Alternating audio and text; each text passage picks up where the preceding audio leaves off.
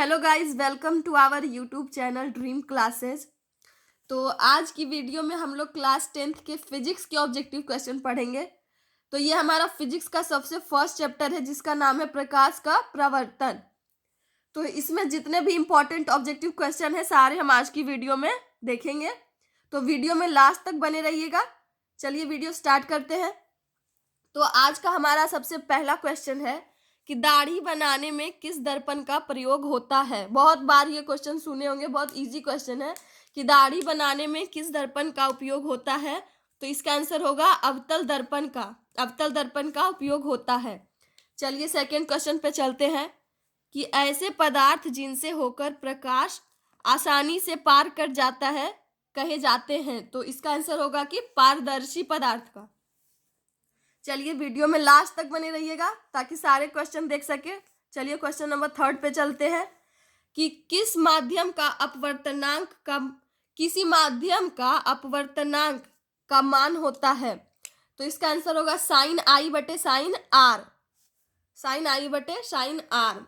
चलिए आगे बढ़ते हैं क्वेश्चन नंबर 4 पर। तो हमारा क्वेश्चन नंबर 4 है कि किस दर्पण से वस्तु का बड़ा प्रतिबिंब बनता है। किस दर्पण से वस्तु का बड़ा प्रतिबिंब बनता है। तो इसका आंसर होगा अवतल दर्पण से। चलिए आगे बढ़ते हैं क्वेश्चन नंबर 5 पर कि 2D क्षमता वाले लेंस का फोकसांतर कितना होता है। तो इसका आंसर होगा 30 सेंटीमीटर। चलिए आगे बढ़ते हैं नेक्स्ट क्वेश्चन पे कि निर्गत किरण एवं अभिलंब के बीच के कोण को क्या कहते हैं। निर्गत किरण एवं अभिलंब के बीच के कोण को क्या कहते हैं। तो इसका आंसर होगा निर्गत कोण। निर्गत कोण कहते हैं। चलिए आगे क्वेश्चन नंबर 7 है कि गोलीय दर्पण में फोकसांतर एवं वक्रता त्रिज्या के बीच संबंध है। तो इसका आंसर होगा R=2f। R=2f। चलिए आगे बढ़ते हैं क्वेश्चन नंबर 8 पे कि मोटर गाड़ी के चालक के सामने लगा रहता है। मोटर गाड़ी के चालक के सामने लगा रहता है, मतलब पूछ रहा है कि कौन सा दर्पण लगा रहता है। तो इसका आंसर होगा उत्तल दर्पण। तो आगे बढ़ते हैं नेक्स्ट क्वेश्चन पे कि उत्तल दर्पण द्वारा बना प्रतिबिंब होता है, मतलब पूछ रहा है कि कैसा प्रतिबिंब बनता है। तो इसका आंसर होगा काल्पनिक और सीधा। काल्पनिक और सीधा प्रतिबिंब बनता है। तो बढ़ते हैं आगे क्वेश्चन नंबर 10 पे कि अवतल दर्पण की फोकस दूरी उसकी वक्रता त्रिज्या की होती है। कितनी गुनी होती है ये पूछ रहा है। तो आंसर होगा कि आधी होती है। अवतल दर्पण की फोकस दूरी उसकी वक्रता त्रिज्या की आधी होती है। चलिए आगे बढ़ते हैं नेक्स्ट क्वेश्चन पे। तो हमारा नेक्स्ट क्वेश्चन है 11 जो कि है प्रकाश किस प्रकार के पथ में गमन करती है। प्रकाश किस प्रकार के पथ में गमन करती है। तो इसका आंसर होगा सरल रेखा।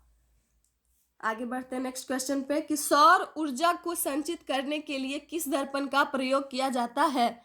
सौर ऊर्जा को संचित करने के लिए किस दर्पण का प्रयोग किया जाता है। तो इसका आंसर होगा अवतल दर्पण। अवतल दर्पण का प्रयोग किया जाता है। तो इसमें जितने इंपॉर्टेंट क्वेश्चन है उस पर हम लोग ध्यान देंगे इस चैप्टर में। चलिए आगे बढ़ते हैं क्वेश्चन नंबर 13 पर कि सभी दूरियां किससे मापी जाती है। तो इसका आंसर होगा गोलीय दर्पण के ध्रुव से। गोलीय दर्पण के ध्रुव से। आगे बढ़ते हैं नेक्स्ट क्वेश्चन पे कि प्रकाश की किरणों के समूह को कहा जाता है। तो इसका आंसर होगा किरण पुंज। किरण पुंज कहा जाता है। तो आगे बढ़ते हैं क्वेश्चन नंबर 15 पे कि दर्पण का सूत्र क्या है। दर्पण का सूत्र क्या है। तो इसका आंसर होगा 1/f=1/v + 1/u। ध्यान से पढ़िएगा। चलिए नेक्स्ट क्वेश्चन पे चलते हैं क्वेश्चन नंबर 16 कि प्रकाश किस प्रकार का तरंग है। तो इसका आंसर होगा अनुप्रस्थ तरंग। प्रकाश किस प्रकार का तरंग है। तो इसका आंसर होगा अनुप्रस्थ तरंग। ये वीडियो लास्ट तक देख लीजिएगा। उसके बाद इस चैप्टर के अलावे आपको अलग से ऑब्जेक्टिव पढ़ने की जरूरत नहीं है। इसमें जो भी इंपॉर्टेंट क्वेश्चन है वही हम लोग ध्यान दे रहे हैं। तो आगे बढ़ते हैं नेक्स्ट क्वेश्चन पे 17 कि आंख कान के डॉक्टरों द्वारा किस दर्पण का प्रयोग किया जाता है। तो इसका आंसर होगा कि अवतल दर्पण का। अवतल दर्पण का प्रयोग किया जाता है। आगे बढ़ते हैं क्वेश्चन नंबर 18 पे कि सर्च लाइटों, टॉर्चों, वाहनों के हेडलाइटों आदि में किस दर्पण का प्रयोग किया जाता है? तो इसका आंसर होगा अवतल दर्पण का। आगे बढ़ते हैं नेक्स्ट क्वेश्चन पे कि किस दर्पण द्वारा किसी वस्तु का वास्तविक प्रतिबिंब मिल सकता है? तो इसका आंसर होगा अवतल दर्पण का, अवतल दर्पण द्वारा। तो ये वीडियो का लास्ट क्वेश्चन है, ध्यान से देखिएगा कि 32 सेंटीमीटर वक्रता त्रिज्या वाले 32 सेंटीमीटर वक्रता त्रिज्या वाले उत्तल दर्पण की फोकस दूरी कितनी होती है? तो इसका आंसर होगा 16 सेंटीमीटर। तो ये क्लास 10 का फिजिक्स का चैप्टर 1 का जितना भी इंपॉर्टेंट क्वेश्चन था ऑब्जेक्टिव का, वो सारा इस वीडियो में था। तो ध्यान से वीडियो को शुरू से अंत तक पढ़ लीजिएगा। अगर हमारी वीडियो अच्छी लगे तो वीडियो को लाइक और चैनल को सब्सक्राइब करिएगा।